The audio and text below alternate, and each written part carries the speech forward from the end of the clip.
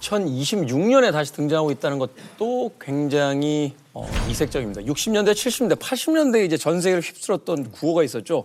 독재자에게 죽음을. 자, 이 극심한 경제난에 지친 시민들이 이런 구호를 외치며 지금 거리로 쏟아져 나오고 있는데요. 이란 전역에서 반정부 시위가 벌어지고 있는데 정부가 강경 대응을 하고 있습니다. 뭐 기관총을 난사했다, 또 저격병을 배치했다 하는 뉴스들이 지금 들어오고 있는데 정부군의 무자비한 진압으로요. 무려 2만 명 이상의 시민이 사망했을 것이다 라는 추정 보도들이 들어오고 있습니다. 이란 수도에는요, 바디백이라고 하죠. 시신을 담은 가방이 현재 넘쳐나고 있다고 합니다.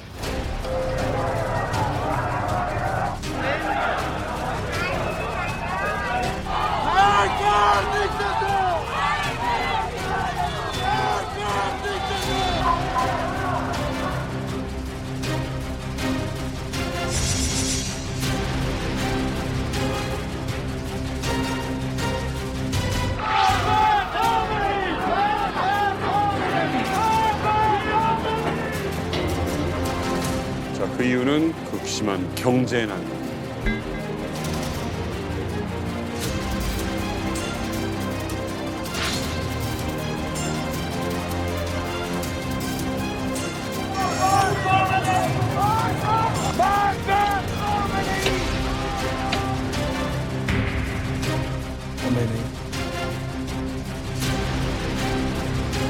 اما با اغتشاشگر حرف زدن فایده ای نداره.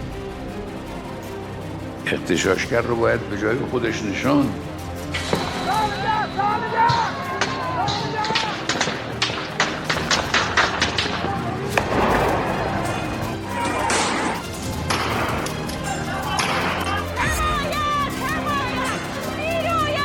병원까지 지금 급습하고 있는 거예요. 병원, 심지어는 대사관 입구까지도 들어올 정도로 무법 참지가 됐어요.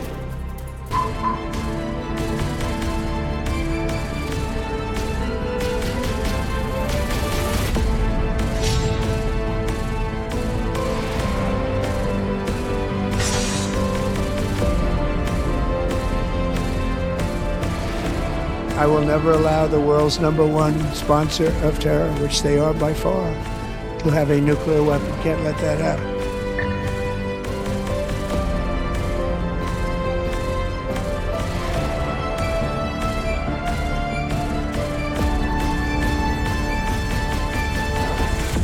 야, 이거 너무 심각해요. 네, 지금 거리의 시신 가방이 너무 좀 충격적이기도 한데요. 아니 이게 김진 기자님, 이게 이란 사태가 지금 너무 심각하게 가는 거 아닌가요? 현재 진행형입니다. 그래서 사실 국제사회가 굉장한 우려로 지금 지켜보고 있고요. 네. 미국의 물리적인 개입이 초일기에 들어갔다라는 분석도 지배적인 그런 상황입니다. 네. 그래서 긴장감이 일촉즉발이에요. 이 지금 이란의 비극은 이란의 어떤 극심한 경제난과 초인플레이션에서부터 이제 상인들이 봉기하면서 처음에 시작됩니다. 네. 그 시점이 12월 28일이에요, 작년에. 극심한 경제난으로 고통받던 이제 이란의 상인들이 네. 정부에 대한 어떤 경제난에 대한 어떤 항의성 시위로 가게의 문을 닫고 집단 휴업을 하면서 거리로 다 뛰쳐나오게 네. 됩니다. 그렇죠. 그런데 굉장한 특징은 처음에는 이 경제난에 대한 불만이었어요. 계란을 달라, 우유를 달라, 돈이 휴지 조각이다. 그러다가 이게 점차 왜 이렇게 우리가 못 살게 되었나, 우리는 왜 이러고 살아야 되나라는 불만을 네. 이란 사람들이 눈을 뜨기 시작한 거예요. 학생, 회사원, 지식인, 주부, 평범한 시민들까지 다 이란 전역의 거리로 뛰쳐나와서 이 경제난에 대한 불만이 30몇 년간 이 독재를 유지했던 이 알리 하메네이에 대한 불만으로 표출이 된 거죠. 그러면서 온 거리가 불타오르고 하메네이는 독재자에게 죽음을 선서했다. 독재를 종식하라라는 시민들의 어떤 분노의 외침으로 바뀌었다는 겁니다. 자, 결국 이란은요, 이 반정부 시위가 극단적으로 퍼져나가자 최후의 선택을 하게 되는데 바로 지난 1월 8일이었습니다. 이란 정부가요, 인터넷 통신을 전면 차단합니다. 야, 아니 인터넷 통신 차단이면 이란이 북한처럼 되기로 한 건가요? 그런 셈이죠. 네, 이란 정부는 사실 1월 8일쯤에 인터넷을 차단하고요. 인터넷만 차단한 게 아니고 유무선 전화도 다 차단했습니다. 와. 근데 강경 진압의 출발점이었죠. 강경 진압이라는 것은 기존에 이제 바시즈 민병대가 하던 진압을 혁명 수비대가 들어가서 초강경 진압을 하면서 사진이나 이런 걸 통해서 밖에 나가지 못하도록 인터넷과 유무선 통신을 다 마비를 시켰고요. 스타링크를 통해서 인터넷을 연결시켜 보려고 그랬는데 스타링크의 위치도 찾아내는 기술을 가지고 있어요. 이란이? 예, 가지고 있습니다. 인터넷을 차단하면요, 이란 내에 손실액이 하루에 500억이 넘어요. 545억. 하루에요? 예. 그걸 감수하더라도 네. 막겠다. 그렇죠. 왜냐하면 외부 세계에 이거 다 알려지면 이란 정부의 정당성은 그런데요. 이런 통신 차단 엄격하게 했는데 이걸 뚫고 이란의 국영 TV에서 뜬금없는 인물 한 명이 나타나더니 난세의 영웅을 자처하고 나섰습니다.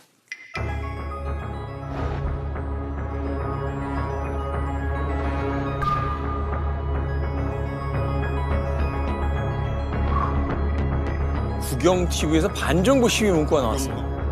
حکومت همه کاری میکنه تا شما تو تاریکی بمونید ولی یه چیزی رو بدونید آمریکا با شماست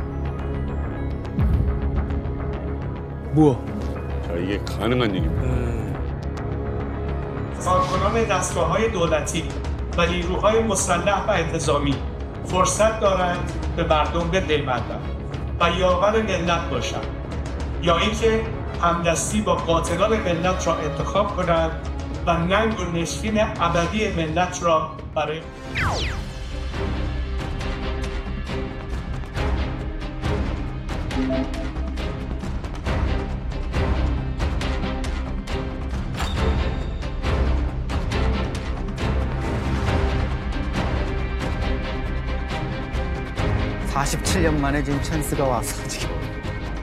دنیا امروز کنار انقلاب ملی شما ایستاده است و شهامت شما را تحسین می کند. خیابانها را رها نکنید. قلب و روح هم با شماست و می دانم که به زودی در کنار شما خواهم بود.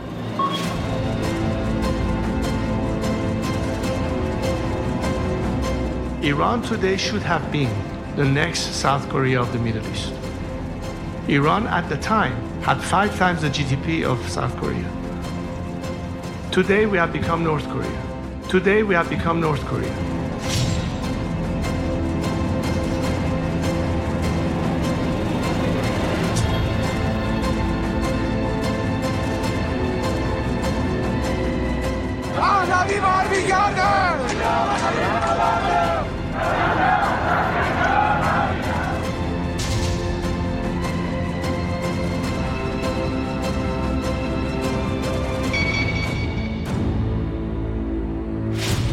네, 와, 아니 근데 이 TV에 나온 이 레자 팔라비라는 인물이 도대체 누구길래 이란 사람들한테 이렇게 시위를 독려하는 거예요? 그 79년도 이란의 이슬람 혁명 이전까지만 하더라도 이제 팔라비 왕조였잖아요. 팔라비 1세, 팔라비 2세. 79년도 이제 이슬람 혁명 이후에 이제 팔라비 2세가 쫓겨납니다. 쫓겨나면서 이제 그 일가족이 다 같이 이제 망명 생활을 하게 되거든요.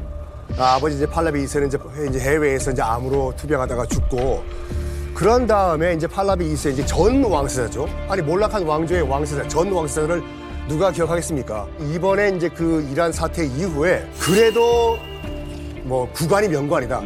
지금 저 이슬람 저기 이른바 신정 체제보다는 예전의 왕조가 낫지 않냐라고 하면서 짜잔 등장을 한 거죠. 이게 굉장히 영화 같은 일이 펼쳐진 거거든요. 저는 이 장면을 너무 흥미롭게 봤어요. 그러니까 이란 정부가 통신하고 인터넷하고 일부 지역은 전기까지 완전히 통제하는 그런 사회인데 이게 저거 어떻게 나온 거예요? 이란의 국영방송 TV 중간에 신호를 해킹해서 거기에 다른 사람의 얼굴이 등장한 게 아니라 반정부 시위대를 지지하는 메시지를 밝힌 레자 팔라비의 연설이 나온 거예요. 해킹이냐? 해킹을 한 거죠. 그래, 국영 TV에서 저게 나올 리가 없잖아요. 이를테면 해킹을 한 건데 굉장히 흥미로운 것은 이란의 국영 TV는 마치 북한 조선중앙 TV랑 똑같아요. 진실을 덮고 거짓을 호도하는 이 정권의 스피커 역할, 나팔수 역할을 하는 게 이제 이란 국영방송인데 그 중간에 이런 메시지가 온 거죠. 그런데 여기서 끝이 아니었어요. 1월 17일에 레자 팔라비가 워싱턴 DC에서 급기야 기자회견까지 엽니다. 그러면서 한국과 북한 얘기를 꺼내들었어요. Iran today should have been the next South Korea of the Middle East. Iran at the time had 5 times the GDP of South Korea. Today we have become North Korea. Today we have become North Korea. 게다가 레자 팔라비는 SNS를 통해서 이런 메시지도 올렸습니다. 거리로 나와 단결해서 여러분의 요구를 외치십시오. 이란인들의 시위 참여를 적극적으로 장려했고 조국으로 돌아갈 준비를 하고 있다. 라며 귀국 의사를 밝히기도 했고 특히 이제 히잡 시위 그 직후부터 레자 팔라비가 이란 여성들의 어떤 인권의 개선을 위한 움직임에 굉장히 동조하는 메시지를 많이 내왔어요. 그래서 레자 팔라비가 이렇게 공공연하게 활동을 하는 거 보니 미국이 정말 하메네이 정권을 중대 결단을 내리나? 라는 어떤 관점으로 보는 시각도 지금 굉장히 많죠. 그런데 앞서 그 팔라비 왕조의 그 전 황세자죠. TV 연설에서 굉장히 인상적인 부분이 있었습니다. 그러니까 지금쯤 이란은 중동의 남한이 되어 있어만 하는, 그렇죠. 한국이 되어 있어야만 하는데 북한이 되어버렸다. 굉장히 의미심장한 뜻이 담겨져 있을 것 같은데요. 그렇죠. 이란이 이제 북한식의 고립된 독재 체제를 간 거죠. 그러니까 이란 국민들 입장에서는 79년에 친미 팔레비 왕조를 무너뜨렸으면 이슬람 혁명이 일어났으면 그 혁명 세력이 뭔가 혁신적인 모습을 민생을 우선하고 이런 모습을 보여주길 기대했는데 네. 반미 또 반서방 이런 쪽으로 내달리면서 완전히 폭압적이고 이제 국제사회와는 고립된 이런 길로 갔잖아요. 그러니까 이 팔레비 전 왕세자 입장에서는 북한의 길을 가지 말고 대한민국의 길을 따라갔으면 이란의 오늘이 다르지 않았을까 이런 거죠. 그렇죠. 안 늦었는데. 과거에 사실 한국이 진짜 최빈국이 아니었습니까? 그런데 제3세계 국가 중에서 유일하게 지금 제1세계에 편입된 나라가 돼버렸잖아요. 그 당시에 이란이 우리보다 GDP가 5배 높았다는 거 아니에요. 거기다 또 산유국이에요. 정말 정상적인 경로를 밟았다면 우리보다 몇 배 더 잘 살아야 정상인데 경제는 다 망가졌고 그렇다고 정치적 민주화가 되어 있는 게 아니지 않습니까? 폭압적인 시스템이죠. 이런 상황 속에서 시민들은 극심한 이제 경제난에 지치고 이 독재, 그다음에 이 신정, 이 체제에 지쳐가지고 외치는 겁니다. 차라리 과거가 더 나았다. 라고 해서 레자 팔라비의 이름을 지금 외치고 있는 거죠. 근데 사실 북한에는요 이런 말이 있거든요. 풀뿌리를 캐먹더라도 핵은 무조건 개발해야 된다. 근데 이게 뭐 비유법이 아니라 풀뿌리가 진짜 풀뿌리를 캐먹는 정도가 아니라 이제 풀뿌리도 캐먹지 못해서 굶어 죽은 사람이 정말 많은데도 불구하고 핵을 계속 개발하고 있단 말이에요. 북한이랑 이란이랑 핵을 그냥 포기하면 다 잘 사는데 왜 포기 안 해요? 자, 북한과 이란을 비교해 보시면 특히 이스라엘 전문가들이 항상 이란 문제를 얘기할 때 꼭 북한 얘기를 같이 곁들여서 얘기를 합니다. 그러게요. 뭐라고 얘기하냐면요. 북한이 이란이 가는 길을 비춰주고 있다. 보여주고 있다. 결국 이란은 북한처럼 될 것이다.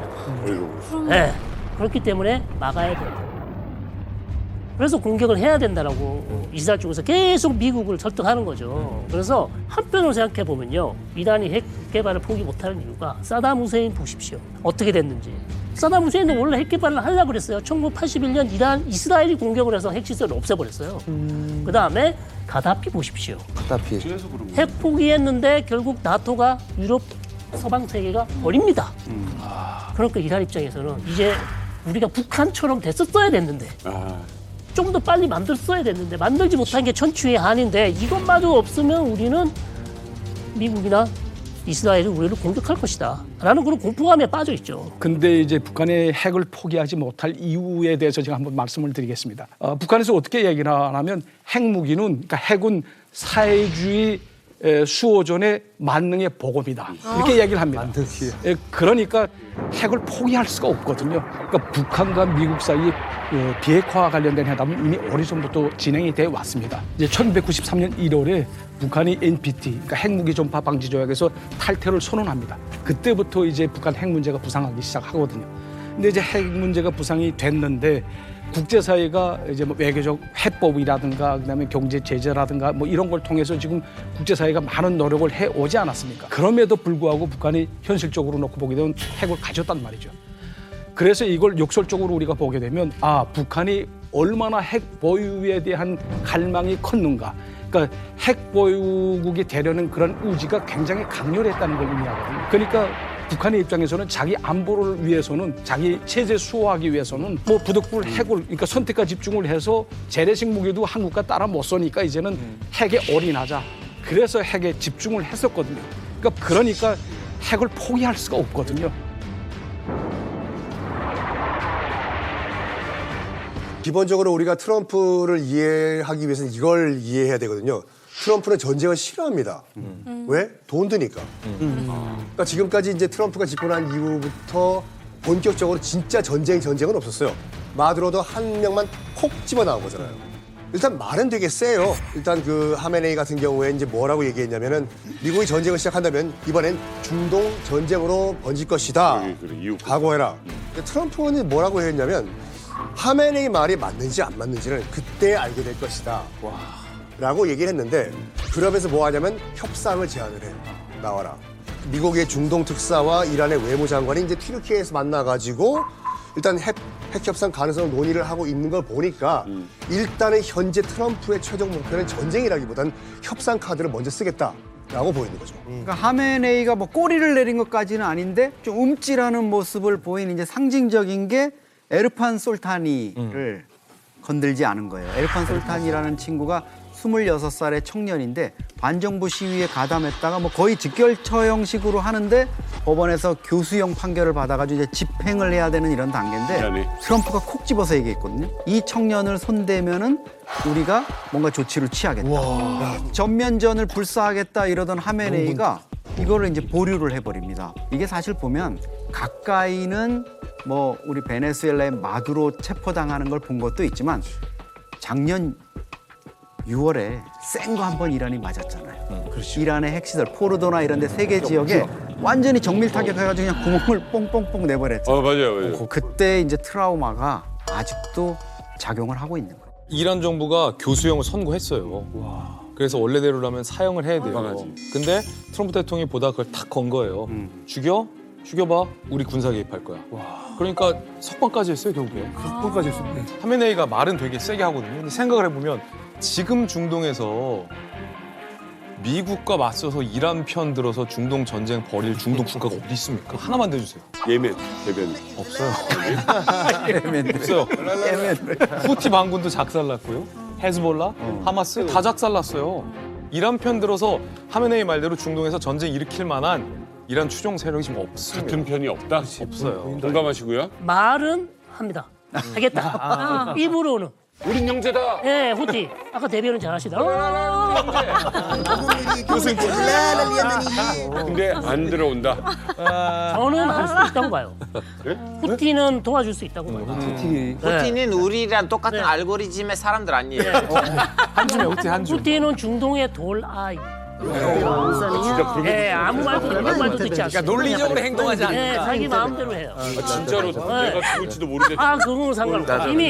이미 이스라엘에서 수뇌부가 다 지금 다 죽었습니다. 근데도 지금 계속 투쟁을 하겠다고 하는 친구들이 바로 후티이기 때문에 후티를 막기는 어렵습니다. 자, 이란은 그런데 이렇게 미국 때문에 고생하는 이유 중에 하나는 일단 북한처럼 무기를 만들지 않았던 거죠. 완성이 안 됐구나. 이란이 핵 무기를 만들지 않은 거는 물질이 없거나 기술이 부족해서가 아닙니다. 전략적으로 이란은 북한처럼 문을 꼭 닫고 살 수 있는 국가가 아닙니다. 왜냐하면 원유를 수출해야 되잖아요. 산유국이에요. 그렇게 못 삽니다. 자, 그러다 보니 전략적으로 핵무기 만들 수 있는 능력과 기술은 가지고 있고 그거 가지고 미국하고 협상을 하는 거예요. 그게 전략인데 그게 지금 뒤통수 맞았죠. 딱 아다리가 그렇게 잘못 걸린 거예요.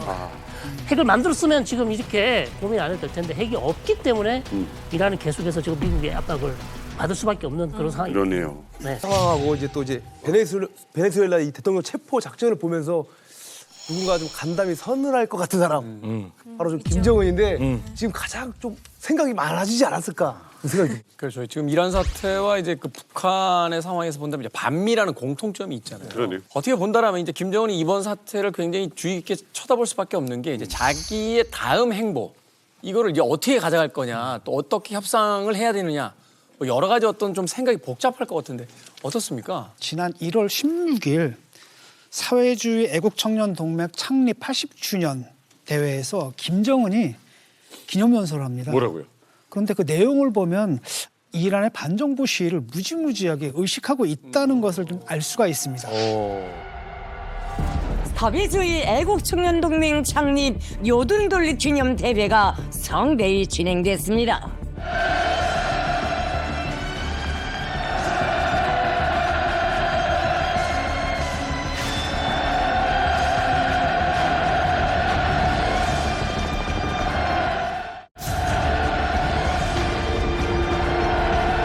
오늘의 세계를 둘러보면 일찍이 있어본 적 없는 유혈 참국의 중심에 다름 아닌 동물과 같은 연령기의 청년들이 있습니다.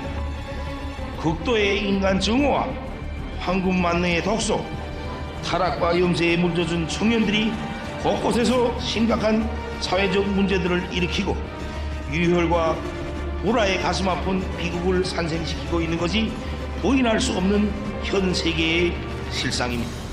일으키면 안 된다. 이런. 겁주고 있는 거잖아요. 네, 일으키면 안 된다. 지금 청년들 전장터에 나가서 죽여놓고나서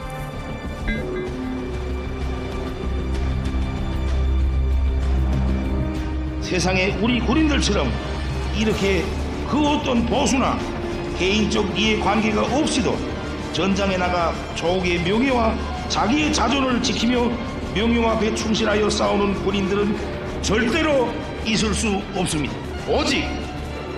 오직 조선 사람, 조선의 청년들만이 할 수 있는 일이기에 하여 세상은 아직 그 세계를 이해하지 못합니다.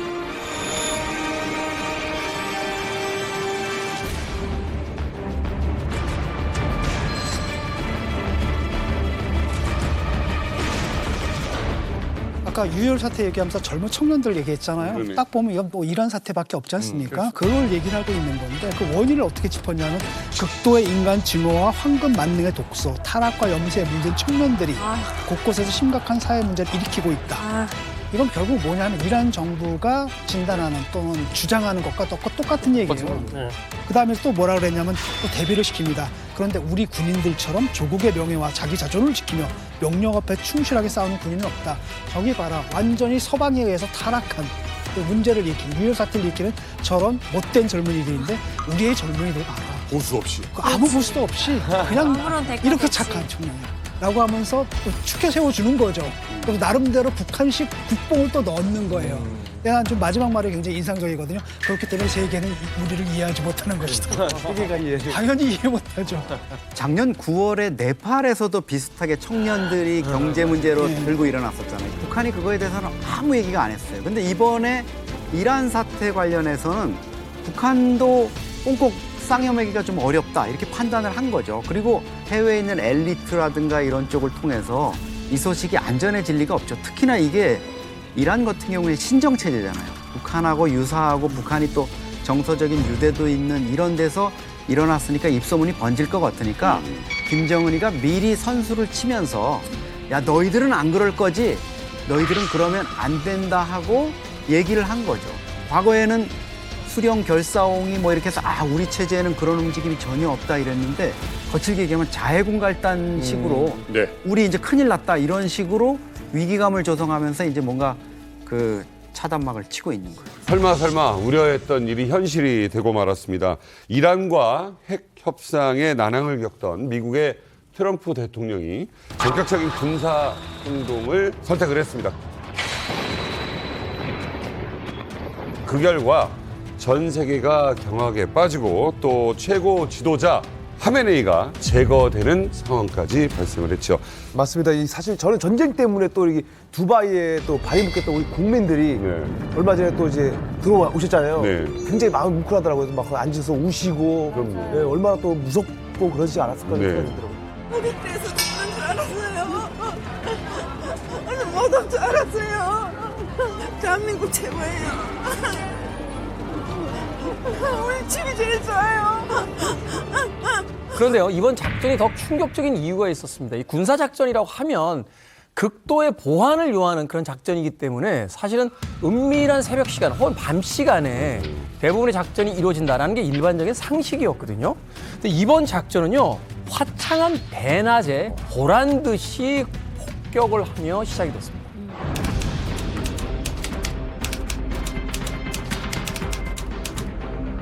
장대한 분노.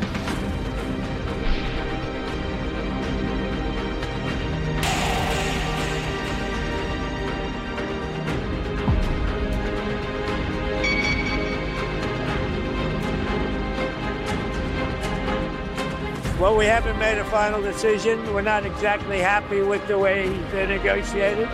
저 분명히 좀 협상을 하는 분위기였어요.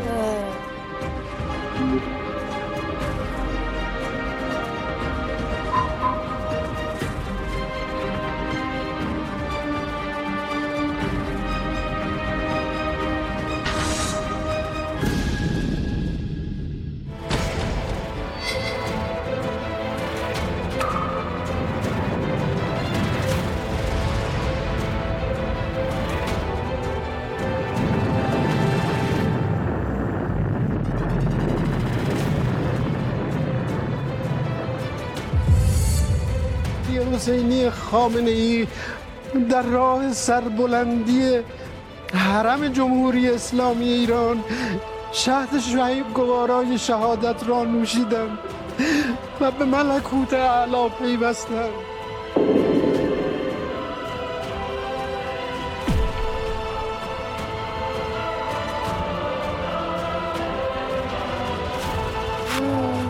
와, 한 번에. 이란도 가만히 있는 건 아닙니다. 트럼프 대통령의 경고에도 불구하고 보복에 나섰습니다.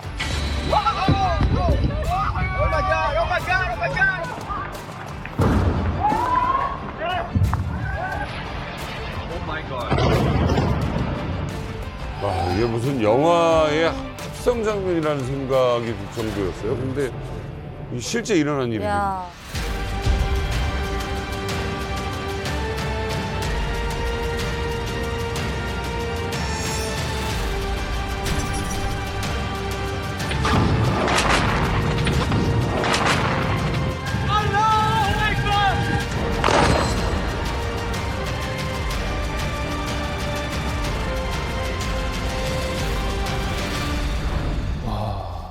아니 진짜 이 다시 봐도 진짜 아찔한데 이 이란 입장에서는 정말 마른 하늘에 날벼락이었겠어요. 이란 입장에서는 눈뜨고 당할 수밖에 없었습니다. 이 대통령이 트럼프라 굉장히 즉흥적인 작전 같지만 사실은 굉장히 치밀한 작전이었거든요. 이란의 하메네이가 방심할 수밖에 없었던 게 트럼프 대통령 본인이 굉장한 연막 작전을 펼쳤어요. 텍사스로 향하는 에어포스 원 전투기에서 이란에 대한 공습 작전 서류에 최종적으로 승인을 합니다. 그리고 내려서 공습을 승인하고 기자들에게 블러핑을 했어요. Rather than not tell you, you would have the greatest scoop in history, right? 그러고는 텍사스에 있는 한 햄버거 가게에 가서 햄버거를 들고 제스처를 취하기도 했거든요. 그걸 보면서 이란의 하메네이 정권에서도 아직 우리에 대한 공습은 결정된 게 아니다. 왜냐면 그때가 핵 협상이 마쿠에서 진행 중에 있었거든요. 그렇죠. 그렇기 때문에 이란은 오판을 했고 이란은 핵포기 의사가 없었던 것을 안 미국의 대통령이 최종적으로 이제 공격에 승인을 한 것이죠. 자, 승인을 하자마자 대단했습니다.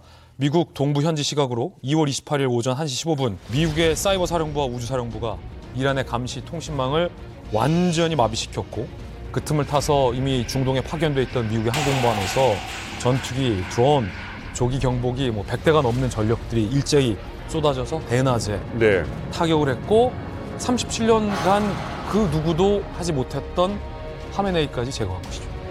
하메네이는 그러면 좀 너무 방심하고 야 설마 치겠냐 했던 거예요? 방심했죠. 근데 79년도 이슬람 혁명 이후에 이런 말이 있었거든요. 언제든지 이스라엘과 미국은 공습을 할 수 있다. 이란을. 그래서 항상 대비하자. 특히 하메네이의 동선은 최고 탑시크릿이었어요. 공개가 안 돼요. 그런데 아까 말씀드린 것 같이 보통 암살을 목표로 하는 공습은 대부분 밤에 이루어지거든요. 그 이유가 뭐냐면 일단 자고 있으니까 안 움직이잖아요. 사람이 타깃이. 그리고 민간인도 활동을 안 하기 때문에 낮에 때려버리면은 동선도 불확실하고 주변에 이제 민간인도 차를 타고 다니고 걸어 다니기 때문에 낮에는 기습 공습을 안 한다가 불문율이었거든요. 그래서 약간 방심을 했던 것 같아요. 문제는 뭐냐면 모사드가 정말 대단했어요. 모사드와 CIA가 휴민트를 이용해가지고 동선을 더 파악한 거예요, 지금. 하메네이가 어디로 움직이고, 특히 2월 28일 그날 있잖아요. 2월 28일 날 관료회의에 반드시 참가를 한다. 그리고 특정 방까지 좌표가 나왔어요. 이 방에서 회의한다까지 CIA와 모사드가 파악을 한 거예요. 근데 이번에 이야기를 들어보니까 휴민트가 그 수집한 정보들을 인공지능을 사용해서 확률적으로 그날 거기 반드시 있을 수밖에 없다라는 것까지 다 계산을 끝냈다고 하더라고요. 그렇죠. 확실하게 100% 하메네이가 그 방에 있다라는 확신해가지고 폭탄 미사일 30여 발을 그 해당 장소에 쏟아 부었거든요.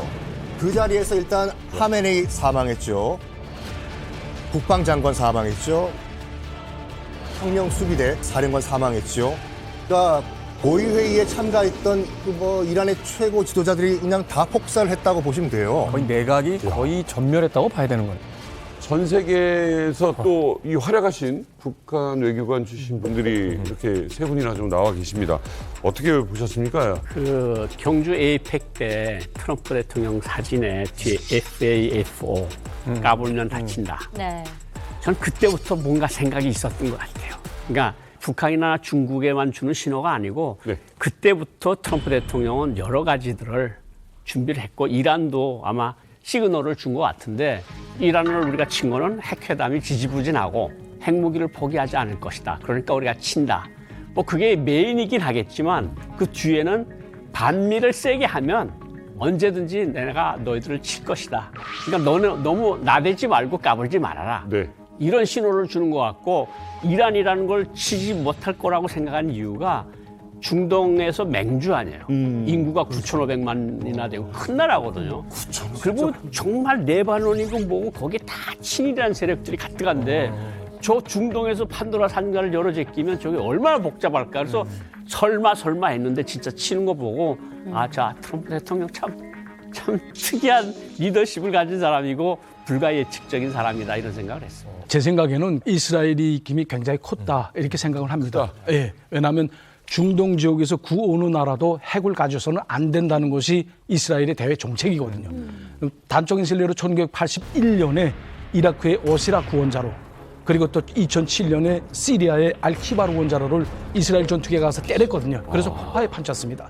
이걸 봐서는 이스라엘 그 네타냐후 수상이 정말 사생결단의 마음을 안고 아마 트럼프 대통령을 설복시키지 않았나 그런 생각이 듭니다. 게다가 미국인도 사망자가 나오지 않았습니까? 그렇기 때문에 트럼프 대통령의 성격을 봐서라도 아마 이걸 그냥 지나가지는 않을 것이다. 그렇기 때문에 좀 보게 되면 중동 지역이 진짜 그야말로 악순환에 지금 빠져들어온 것 같습니다. 근데 왜 하필 지금 이렇게 전쟁을 일으킨 거예요? 트럼프 대통령이 이제 사업가 출신 정치인 아닙니까? 그러면은 말은 험하게 해도 보면은 이런 도박을 할 때는 성공 확률이 높을 때 합니다. 아까 이야기했듯이 하메네이와 군 정부 수뇌부가 회의를 한다는 것을 장소와 시간까지 딱 알았기 때문에 이렇게 좋은 찬스를 그냥 보낼 수가 없다는 그래서 명령을 내렸다는 설이 있고 미국 측의 입장은 다릅니다. 우리는 정말 진정으로 평화적인 결말을 위해서 노력을 했는데 이란 측과 협상을 하고 보고를 한 걸 보니까 이란은 시간 끌기만 한다. 그러니까 더 이상 핵협상 제네바에서 해도 소용이 없다는 결론을 내렸기 때문에 할 수 없이 이런 극한 결정을 할 수밖에 없었다는 거가 트럼프 정부의 설명인데 이란 측이 반박하는 것은 아니 오만 외교장관이 그때 중재 역할을 했는데 지금 협상이 잘 되고 있다고 얘기하지 않았냐. 핵 협상이 진행되는데 항공모함 한 척이 이미 이란 해협에 포진이 돼 있는데 핵 협상을 하는 동안에 또 항공모함 한 대를 또 거기다가 갖다 댔습니다. 와. 압박만 가려면 한 대면 되는데 군사 작전을 하려면 한 대가 지금 부족하거든요. 그러니까 결국엔 이런 걸 다 종합해 보면 우리는 진정으로 핵 협상에 임했는데 결국엔 미국한테 속았다. 이거는 기만 전술이었다. 이렇게 서로 다른 해석이 나오고 있고. 자, 새해 초부터 전 세계에 발칵 뒤집어 놓은 뉴스가 있었죠. 베네수엘라의 마두로 대통령을 체포를 했습니다. 자, 그런데 이번에는 37년간 정말 아주 철권 통치를 했던 하메네이를 참수를 했어요. 자, 그러면 트럼프 대통령은 다음은 누구냐? 아마 전 세계의 여러 독재자들이 떨고 있지 않을까 하는 생각이 드는데 그중에서 뭐 우리는 이만갑이기 때문에 이제 북한의 김정을 이야기하지 않을 수가 없겠죠. 그런데요. 바로 이 미국과 이란의 사태 때문에 진퇴양난, 고립몬이 된 나라가 또 하나 있습니다. 바로 카리브해의 그 아름다운 나라 쿠바입니다. 자, 쿠바.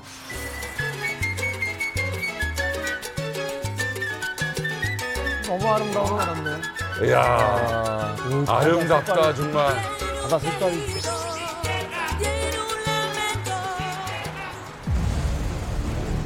트럼프 미 대통령이 이란 다음 타깃을 점찍었습니다. 중남미 국가 쿠바.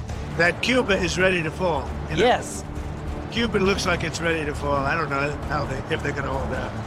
But Cuba now has no income. They got all of their income from Venezuela, from the Venezuelan oil. They're not getting any of it. And Cuba literally is ready to fall.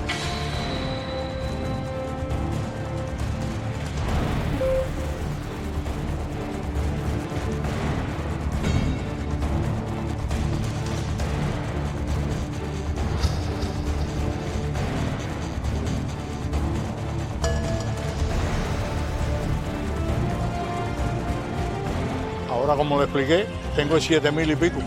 Dan 50 turnos diarios. ¿Cuándo yo vuelvo a comprar gasolina?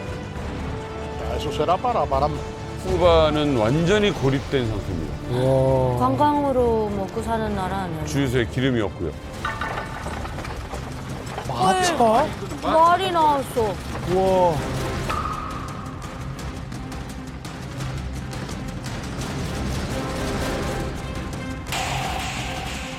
오, 뭐야. 이거 뭐야? 쓰레기가 이렇게 거리에 가득하다니?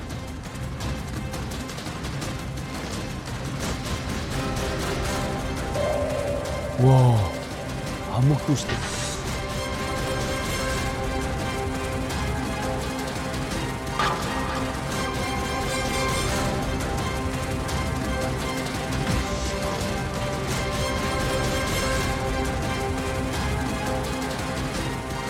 I do believe I'll be having the honor of taking Cuba.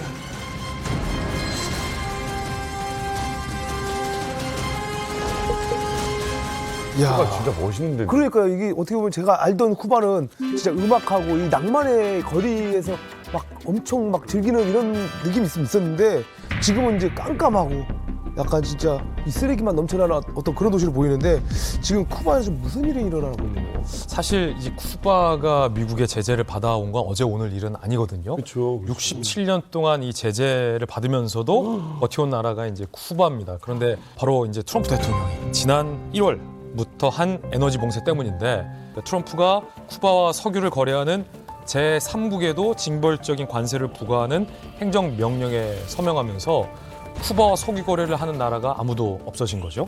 거기에 결정타는 베네수엘라에서 마두로가 체포되면서 쿠바로 공급해오던 석유가 끊긴 겁니다. 그러니까 트럼프 대통령한테는 사실은 베네수엘라와 쿠바는 한 세트였어요. 그도 그럴 것이 쿠바, 베네수엘라 공통점은 뭡니까? 바로 미국의 턱 밑에서 반미의 칼끝을 미국으로 향하던 국가였죠. 아, 가깝구나. 네. 트럼프의 눈엔 이 눈의 가시 같은 존재가 바로 베네수엘라와 이제 쿠바였던 거죠. 그런데 석유를 사용하지 못하게 에너지 공급원을 끊는 행정명령이 쿠바에게는 치명적이었던 거죠. 그러니까 지금 이 어려운 상황에 어떻게 지나고 계신지 저희가 실시간 영상통화를 해보도록 하겠습니다. 자, 쿠바에 계신 정훈 쿠바 한인회장님 연결합니다. 여보세요? 안녕하세요? 네, 안녕하세요. 네, 안녕하세요. 오랜만입니다. 정훈입니다. 예, 안녕하십니까. 네, 오랜만입니다. 지금 현재 계신 곳은 어디십니까? 네, 지금 집에서 이제 지금 여기 현지 시간 12시 반인데 네, 잠자기 전인데 지금 아까도 말씀 나누셨지만 지금 전기 상태가 안 좋아서 이게 지금 정전이 될까 조마조마하면서 지금 인터뷰를 하고 있습니다. 아, 세상에. 전기가 진짜 그렇게 안 들어오는 정도가 어느 정도예요?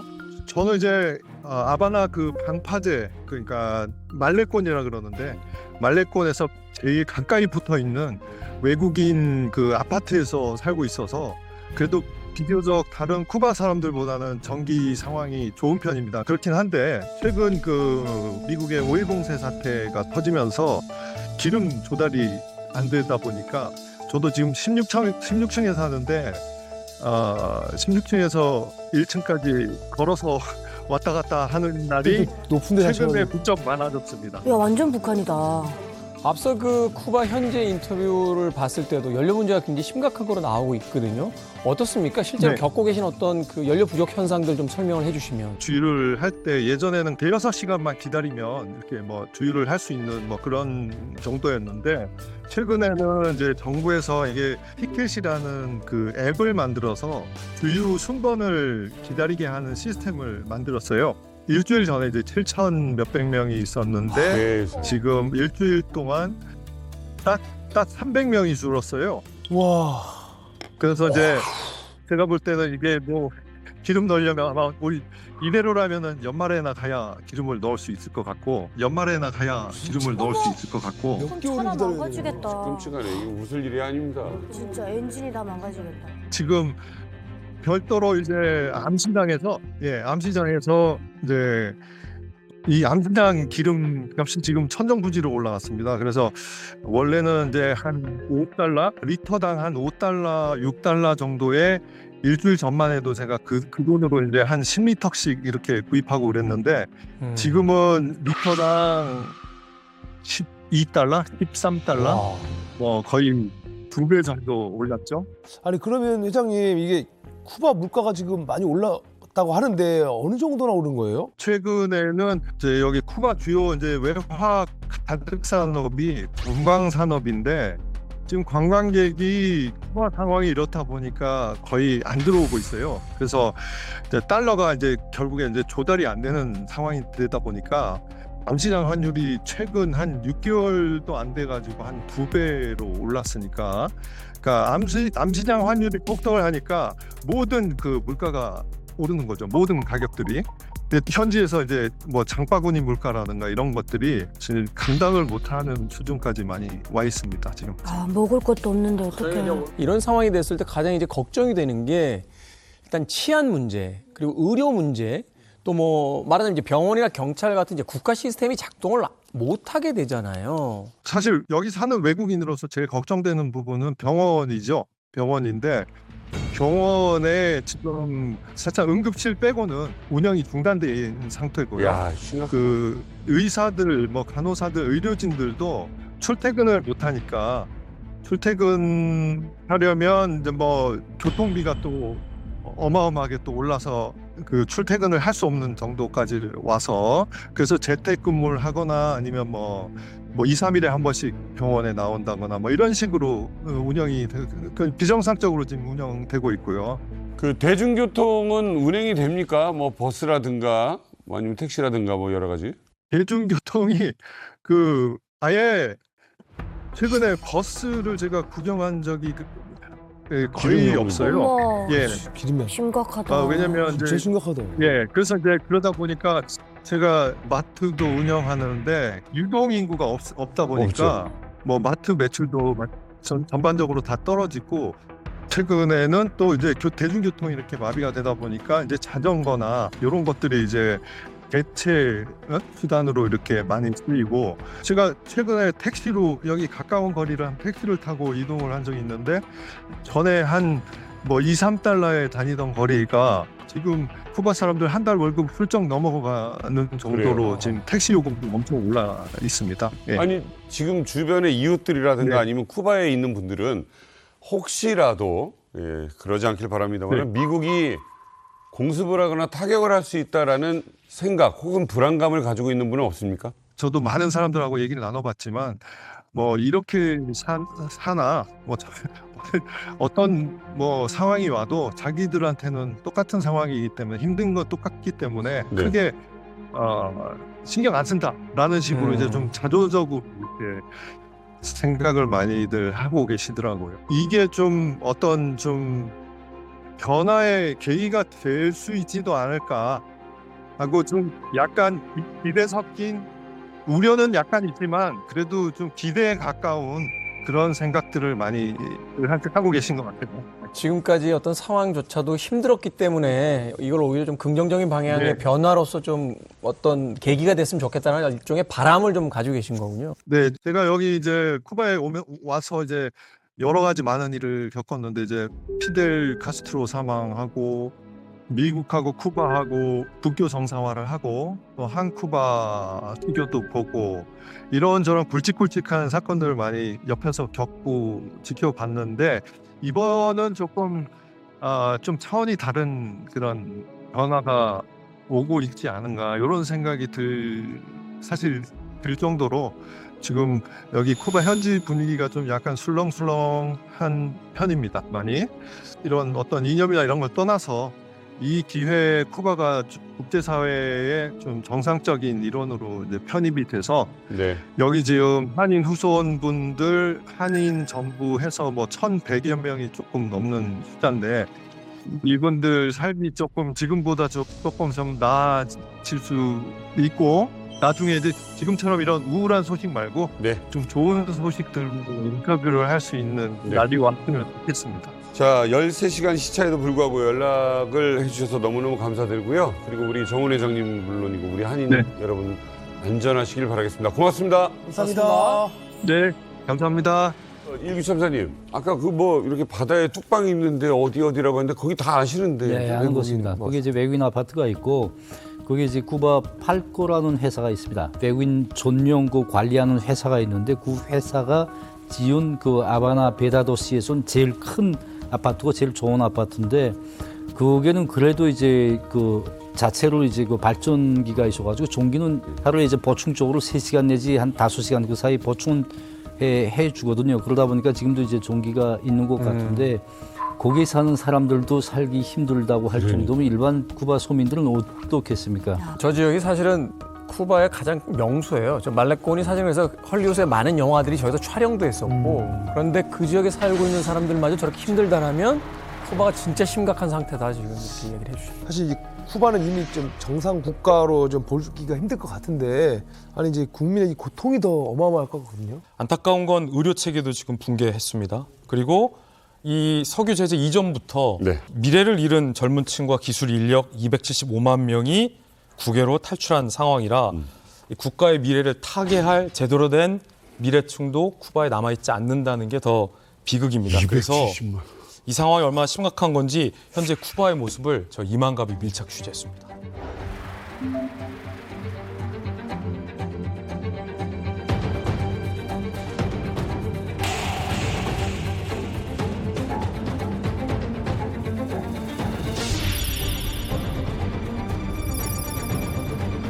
안녕하세요. 이만갑 쿠바통신원 정호연입니다. 지금 이곳은 전례 없는 에너지 대란을 겪고 있는데요. 생존마저 위협받는 쿠바 상황을 직접 확인해 보시죠. 이곳은 아바나 국제공항. 보시다시피 여행객의 발길이 뚝 끊어졌는데요. 가뜩이나 코로나 이후로 관광산업이 주춤했었는데 이번 사태로 관광객 수가 20%가량 급감하면서 쿠바 경제가 통째로 흔들리고 있습니다. 벌써 한 달 넘게 연료 공급이 중단되면서 하늘길이 막혀버렸습니다. 근데 사람이 없으니까 스산하게 느껴집니다. 공포스럽다는 분위기가 느껴져요. 이번엔 공항을 나와 시내로 가봤습니다. 여긴 수도 아바나의 도로인데요.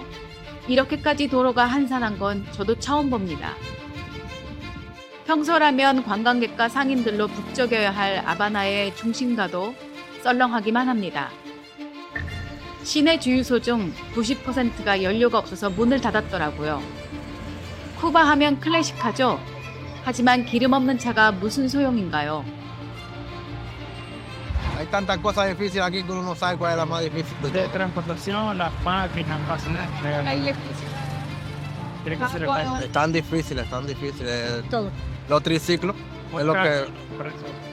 No, es tan caro. Hay quien lo puede pagar, hay quien no.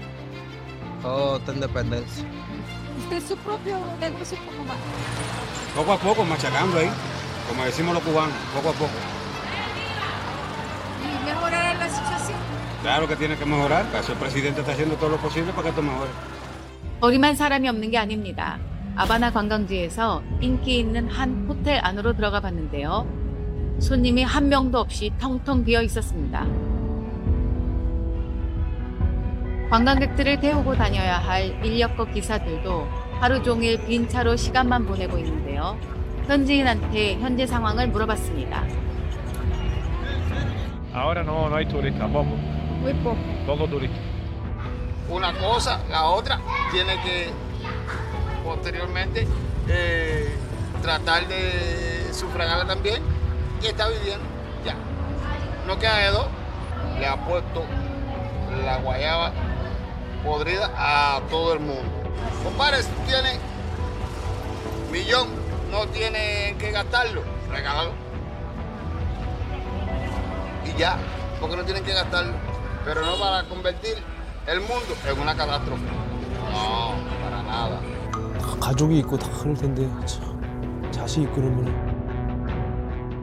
하루가 다르게 오르는 물가 때문에 생필품 가격마저 불안정한데요. 물건을 사는 사람, 파는 사람 모두 힘든 건 마찬가지라고 합니다. ¿Cómo es hoy? ¿Cómo es el supermercado? No muy bueno. Es muy inestable en estos momentos hacer nada aquí. Los precios no los puedo mantener estables. Es imposible. Las personas prácticamente no pueden comprar y yo obviamente prácticamente no puedo vender.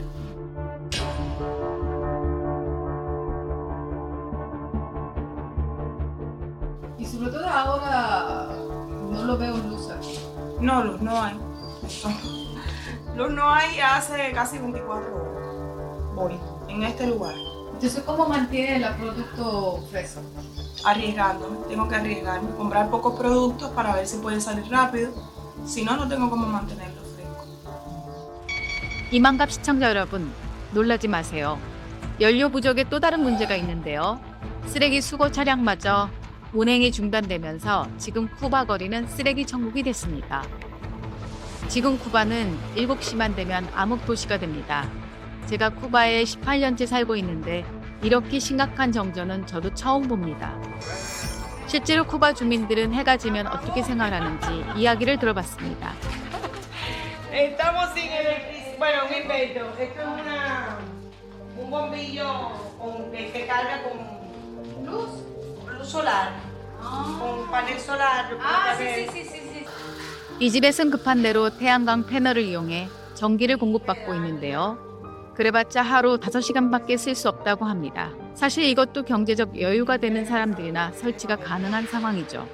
현재 쿠바 사람들에게 정전은 일상이 되었고 밤이 되어도 전기를 사용할 수 없어 늘 어둠 속에서 생활하고 있습니다. 언제쯤 쿠바에 예전처럼 밝은 빛이 돌아올 수 있을까요? Pero bueno, ya estaremos mejor. Yo tengo la esperanza que Dios no se va a acordar, no se va a olvidar de este pueblo que lo ama tanto. 지금까지 연료난으로 고통받고 있는 쿠바의 현실을 보셨습니다. 하루빨리 쿠바가 안정되기를 바라며 이상으로 이만가 쿠바 통신원 정호연이었습니다.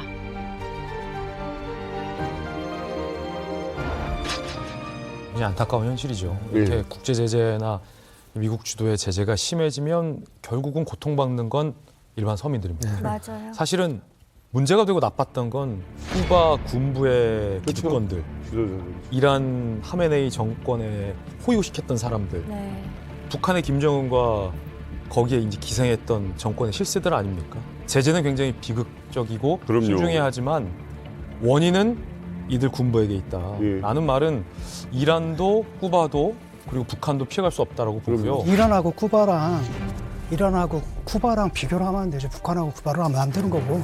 이거는 명백한 거잖아요. 아무런 명분도 없는 거고 완전히 미국이 제국주의적 행태를 보이는 거고 쿠바가 그렇게 어렵게 사는 것도 미국이 계속 깽판을 친 거고 여태까지 그런 건데 그 책임을 갖다 그쪽으로 돌리는 건 있을 수 없는 겁니다. 이거 학폭에서 완전히 그 피해자 탓을 하는 거랑 똑같은 거라고 보거든요. 저는 그렇게 해서는 안 된다고 봅니다. 저는 생각이 좀 다른데 지금 이란을 폭격할 때의 미국을 비판하는 논리랑 쿠바의 제재를 얘기할 때 미국을 비판하는 논리가 같아요. 그러니까 쿠바가 어떻게 정상적인 나라였습니까? 코로나 이후에 쿠바에서 쿠바 주민들의 대규모 반정부 봉기가 일었습니다.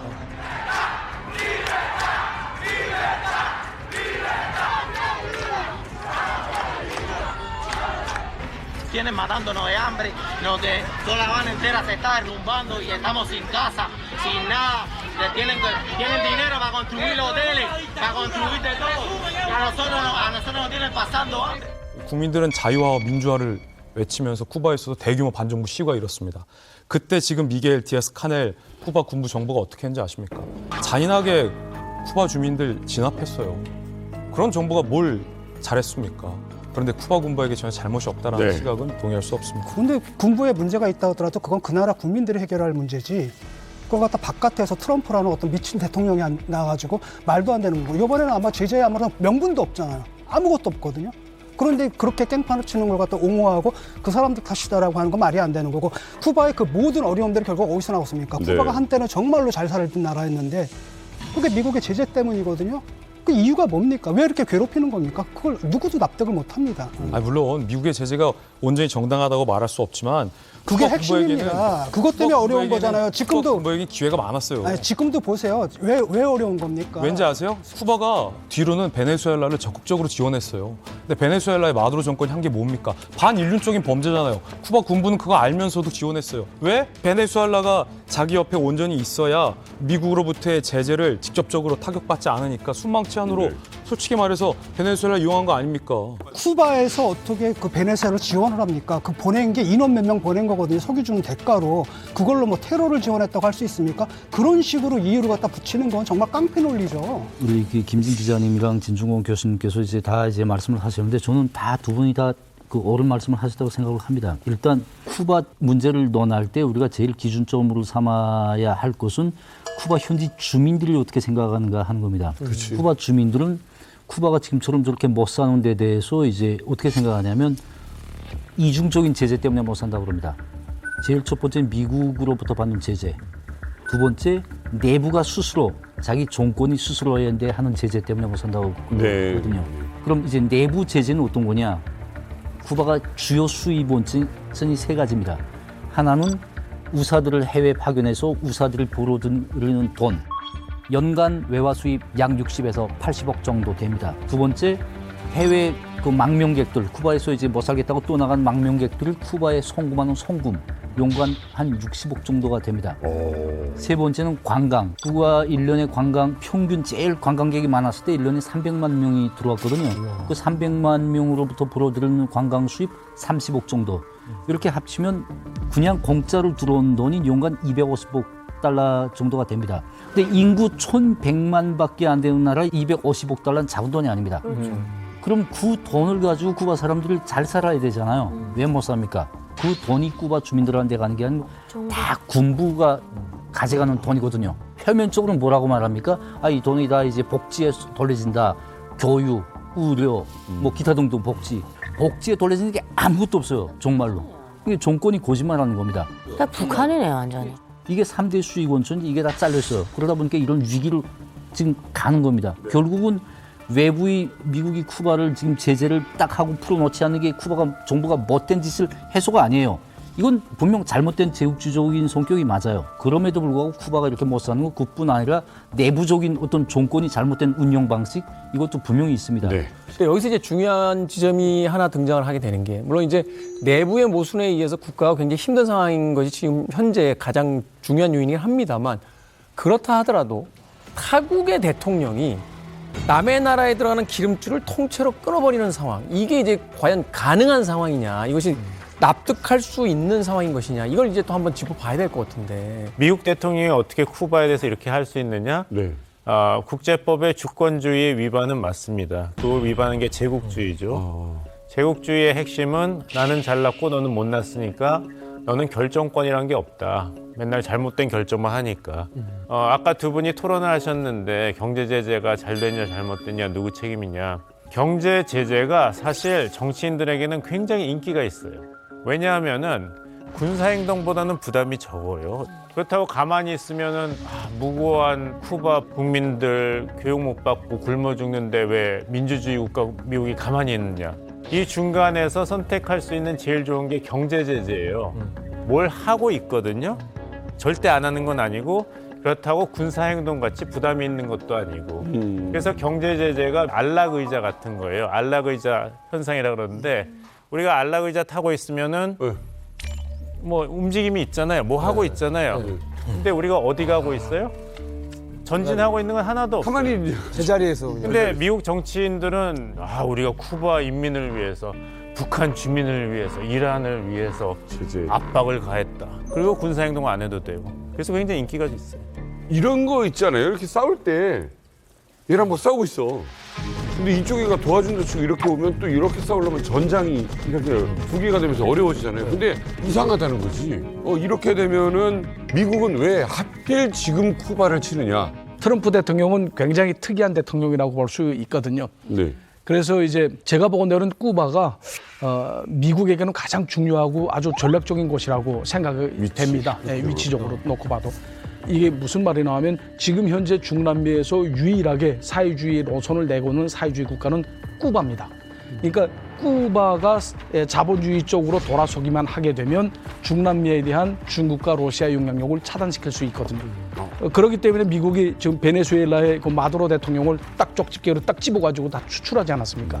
그러니까 추출을 했기 때문에 지금 현재 쿠바 사태를 보게 되면 중남미에서 완전히 반미 세력을 뿌리째 뽑고 그리고 미국의 영향권 안에 든 중남미로 만들겠다. 이것이 바로 트럼프의 생각이라고 봅니다. 이게 뇌피셜일 수도 있는데 우리가 트럼프 대통령의 꿈을 너무 작게 생각하고 있는 거 아닌가 이런 얘기까지 나오고 있어요. 뭐냐면 유세하다가 7월에 총을 맞았잖아요. Take a look at what happened.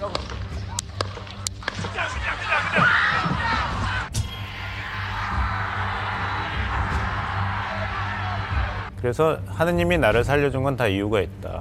난 어차피 재선도 안 되고 정말 미국을 위대하게 만들고 전 세계를 영구히 평화롭게 만들겠다. 혹자는 어떻게 얘기하냐면 쿠바 이 정도가 아니라 쿠바가 미국의 자랑스럽고 아름다운 휴양지가 되는 거예요.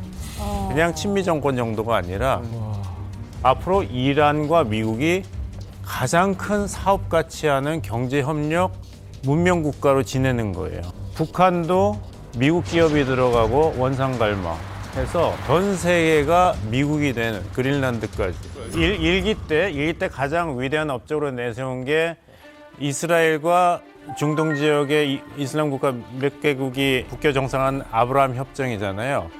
근데 아깝다. 사우디아라비아까지 아브라함 협정을 했으면은 정말 완전한데 트럼프 대통령 아마 그 정도로도 만족하지 못한다는 게 요즘에 이란 전쟁 이후에 나오는 얘기가 사우디아라비아는 당연히 이란 전쟁 끝나고 중동의 평화 모든 중동의 이슬람 국가가 이스라엘과 미국과 평화롭게 비즈니스하고 군사 협력하는 그날을 만들겠다는 거죠. 이게 사실은 좀 과한 해석이라 볼 수도 있을 수 있겠습니다만 최근에 그 굉장히 화제가 된 사진이 한 장 있었잖아요. 백악관에 트럼프를 중심으로 놓고 종교 지도자들이 와서 기도를 퍼붓는 장면을 배포했어요. We pray for wisdom from heaven to flood his heart, his mind, and Lord, you will guide him in these challenging times that we're facing today. 사실은 우리가 생각했던 상식적인 선에서의 트럼프의 야심이 아니라 지금 용 교수님이 이야기해 주신 것처럼 뭔가 좀 신앙에 가까운 어떤 이데올로기를 좀 가지고 있는 게 아닌가 하는 또 생각이 들더라고요. 지금 사실 지금 이 거대 탐론들을 말씀하고 계시는데 사실 여기서 제일 고통받는 건 주민들이거든요. 그렇죠. 국민들. 제가 여기 와서 제일 놀란 게 전기가 아깝거나 전기가 귀하다는 생각을 하는 한국 사람도 한 명도 못 보고 그거 너무 지금도 이해가 안 돼요. 이해를 못하죠. 그러니까 전기가 어느 순간에 갈 수 있고 우리가 병원에 수술하다가 전기가 가면 수술도 중단될 수 있다는 생각을 하는 한국인도 한 명도 없잖아요. 맞아요. 사실은 전기가 없다고 생각을 해보세요. 아무것도 없다. 에너지가 없으면 아무것도 안 돼요. 생각을 안 해요. 그러니까 석기 시대로 다시 돌아가는 거야. 나는 데자뷰 같은 게 고난의 행군을 북한에서 겪었잖아요. 북한에서 똑같은 일들이 벌어졌었거든요. 맞아요. 그러니까 탈북민들은 저걸 보면서 야 우리나라하고 옛날하고 비슷했네 이런 생각을 함과 동시에 무슨 생각이 드는가 하면 화면 보면서 저 사람들은 그래도 미제국주의 탓은 얼마 안 하네. 인터뷰를 하는데 근데 북한 사람들한테는 인터뷰하면 다 미제국주의 탓을 해요. 그러니까 우리 정부가 잘못했다는 말을 한마디도 안 하고 힘든 거는 우리가 참아낼 수 있다. 이 모든 것은 미제국주의 탓이다. 이렇게 하는 것이 차이가 나는데 어쨌든 데자뷰 같은 느낌이 듭니다. 이 북한에서 한번 봤던 느낌. 어쨌든 이럴 때는 형제 국가가 나와줘야 되는데 그 형제가 북한이잖아. 그렇죠. 하나는 사회주의 동방초소, 하나는 사회주의 서방초소 이러면서 지내왔거든요. 근데 2024년 2월 14일 날 한국하고 쿠바하고 수교를 맺었지 않습니까? 수교를 맺은 다음에 북한이 완전히 삐졌어요. 단단히 삐졌어. 세상에서 제일도 없는 동지였는데 우리를 배신해? 이거거든요. 그러니까 6월 달에 25년 6월 달에 쿠바 지도부가 정상회담을 하자. 그런데 김정은이 거절을 했어. 그리고 2025년 9월 달에 중국에서 전승절 행사 크게 있지 않았습니까? 푸친, 김정은 회담이 있었고 김정은 그다음에 시진핑 회담이 있었는데 거기에 미구엘 디아스-카넬 대통령이 갔었어요. 갔었는데 정상회담을 안 했어요. 쿠바 북한 정상회담이 없었어요. 그런데다가 더 간 거는 지난해 10월 10일 날 북한 노동당의 창건 80주년 기념 열병식 크게 했잖아요. 쿠바 대표단을 아예 배제시켰어. 그러네요. 쿠바 대표단은 오지도 않았어요. 그러니까 북한으로서는 여기에 그냥 큰 돌덩어리가 앉은 거지. 너네가 우리를 배신해? 우리 괴뢰하고 외관계를 맺자? 그러니까 북한이 쿠바를 도와줄 일은 영도 없는 거고 또 북한이 그렇게 도와줄 형편이 있는 나라도 아니고 그냥 도와줘봤자 AK 소총이나 주겠죠. 그 AK 소총 가지고 뭘 하겠어. 이제 말씀하신 그대로 이제 북한도 쿠바를 전략 국가로 안 봅니다. 쿠바로부터 가져올 게 없거든요. 쿠바 역시 북한을 전략 국가로 안 봐요. 가져올 게 아무것도 없단 말입니다. 서로. 그렇게 보면 그래 한국이랑 수교해도 그래 너네 잘 가라 우린 잘 가겠다 이런 관계가 절대 안 됩니다. 왜냐하면 쿠바는 중국, 러시아 눈치를 엄청 많이 봅니다. 그래요? 예. 중국, 러시아가 경제적인 후원 그걸 떠나서 이제 쿠바 체제 안전을 위해서 중국, 러시아가 보태준다고 생각을 하고 있거든요. 쿠바간. 그래서 계속 지금 그렇게 외면당하고 그렇게 하면서도 북한이 문을 두드리고 있는 이유가 바로 거기에 있거든. 사실은 북한으로도 가져갈 게 아무것도 없어요. 말씀하신 것처럼 소총 몇 개 가지고 어디다 씁니까? 핵미사일 필요 없어요. 쿠바에는. 가져갈 게 아무것도 없습니다. 먼지도 줄 게 없어요, 북한에는. 김정은이 뒤통수를 제대로 쳤거든요. 2월 14일이에요. 한국과 쿠바의 수교가 공식적으로 발표된 날이 작년. 2월 14일이었는데 북한은 2월 14일에 뭐 하고 있었냐? 이틀 뒤 2월 16일이 무슨 날? 김정일 생일. 광명성절이었잖아요. 광명성절, 그러니까 김정일의 생일, 그것도 82주년. 성대한 세레모니를 준비하고 있었습니다. 2월 14일에. 그때 이제 김정일의 생일 앞두고 여러 이제 우방 대사관, 외교관 이 직원들을 불러서 연회를 연 거예요. 그때 누가 있었냐? 에두아르도 루이스 꼬레아 가르시아 주부 쿠바 대사도 그 자리에 있었습니다. 그 친구들도 이름 다 못 외우겠는데. 에두아르도 루이스 꼬레아 가르시아 주부 쿠바 대사입니다. 사회주의권 나라들이 한데 모인 자리에 쿠바 대사까지 초청됐는데 북한이 한국과 쿠바 수교 발표 직전까지도 모르고 있었다는 겁니다. 안 말해준 거예요. 알면서. 달래다. 말하자면 60년 지기 절친이 내가 제일 싫어하는 라이벌이랑 몰래 편먹는 상황. 야, 그 배신감은 항상 초월이에요. 그래서 지금 김정은이 열받아 있는 거죠. 서운하죠. 북한 외교관은 정말 취업하기 힘들겠다. 생겼어요, 진짜. 그러니까 참 세상이 참 냉정하죠. 그 관직에 있거나 아니면 기업에 높은 데 있을 때는 밥 먹고 싶어 하는 사람 많은데 내려고 나면 다들 바쁘다 그러잖아요. 생각지도 않아요. 네. 지금 이란, 지금 이스라엘, 미국한테 당하고 있는데 저 반미연대, 러시아, 중국 어디 있어요? 그렇죠. 그러니까 갑자기 뭐 북한하고 가까이 있으면은 그렇죠. 선생님이 왜 얘 야단치다가 옆에 있는 애들 하는 식으로 맞아요. 같이 어울려다니고. 테러 지원국 명단에 있고 쿠바도 그렇고 그 다음에 조지 W 부시 행정부 때 악의 축 세 나라 중에 하나였지 않습니까? 거기서 이라크, 이란. 그러면 북한만 남았는데 그렇죠. 그러니까 쿠바 입장에서도 북한하고 있고 그러니까 서로 힘든 거죠. 그러니까 이제 이란하고 북한은 그러니까 원래 핵 커넥션이 있잖아요. 핵 개발, 미사일 커넥션이 있잖아요. 그 외에 뭐가 있는가 하면 터널 커넥션. 터널? 지하. 터널? 지하. 세상에서 땅굴 제일 잘 파는 나라가 어느 나라입니까? 북한이잖아요. 제일 잘 파는 거를 이란에 갖다 대준 거예요. 제가 한 가지 여기서 좀 우선 얘기를 하나 하면 이란 대사관 밑에 지하에 땅굴을 팠어요. 이경재위원회 사람들이 가서. 이란에 있는 북한 대사관? 이란에 테헤란에 있는 북한 대사관이 가서 땅굴을 만들었는데 전쟁 때 피하라고 아니고 거기다가 밀주를 만드는 기계 설비를 만들어가지고 술을 만들어서 밀주를 팔아요. 그 이란 대사관에 있던 사람이 와서 이야기를 해준 거거든. 그 땅굴이 거의 북한이 대준 방식으로 땅굴을 판 거예요. 그러니까 이란하고 북한은 모든 데서 손을 잡은 정말 친선적인 국가고 형제적인 국가인데 작년도에 어떤 한 북한군에 있던 분이 왔어요. 저한테 무슨 얘기를 하는가 하면 저 땅은 조선 땅일 수 있지만 하늘은 우리 하늘이 아닐 수도 있다. 하늘은 미국일 수도 있다. 그런 얘기니까 공중에 대한 미 공군이나 우주군에 대한 겁이 굉장히 많은 거예요. 뭐 언제 뭐가 떨어질지 모르잖아요. 꼭대기에서부터. 지금 이란도 그렇게 뭐 공군도 레이더도 별로 좋은 것도 아니고 북한이. 그런 상황에서 지금 이제 말한 것처럼 뭐 가다피 그렇게 갔죠. 사담 후세인 그렇게 갔죠. 이란 하메인이 그렇게 갔죠. 그러면 북한 사람은 생각하기에도 다음엔 우리 차례인가? 이런 생각을 사람이라면 안 하겠어요. 사람이라면 그런 생각을 하겠죠.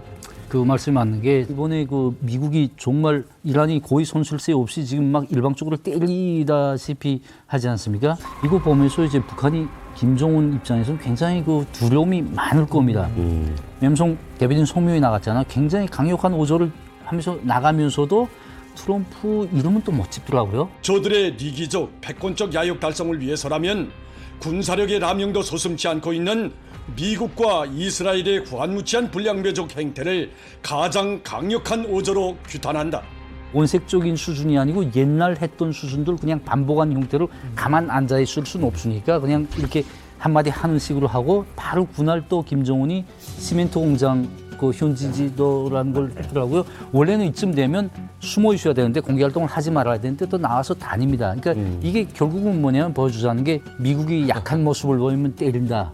이럴 때일수록 내가 좀 더 나가서 활동을 하고 그래야 이제 주민들 결속도 시키고 본인은 진짜 아무렇지도 않는 듯한 강한 모습을 보여줘야 이제 미국이 함부로 이제 군사적 공격을 못한다. 결국은 이런 행동 자체가 미국을 의식하는 행동이 있다라고 이제 저는 보여지더라고요. 그 방금 말씀하신 미국 이스라엘의 후한무치한 불량배적 행태를 가장 강력한 어조로 규탄한다라면서 작게 말해요. 이건 김정은이 굉장히 위축돼 있다는 거예요. 미국을 불필요하게 자극하고 싶지 않다는 거예요. 그러면서 어떤 이 군사적인 메시지를 내냐면 북한의 최신형 구축함이 있어요.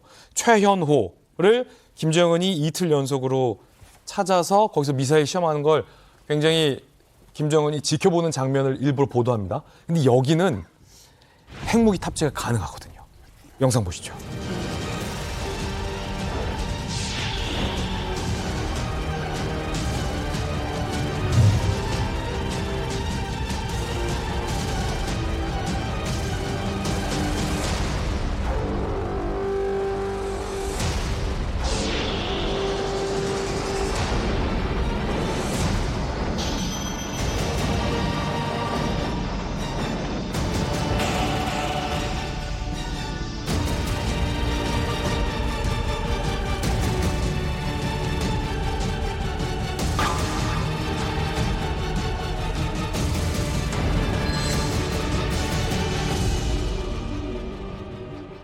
여기에 담겨있는 메시지를 보면 미국한테 하는 거예요. 야, 우리 이란이랑 다른 거 알지? 우리 핵 있는 거 알지? 이란은 핵무기 없어서 너네 막 때려도 됐잖아. 근데 우리는 까먹지 마. 핵 있는 거 알지?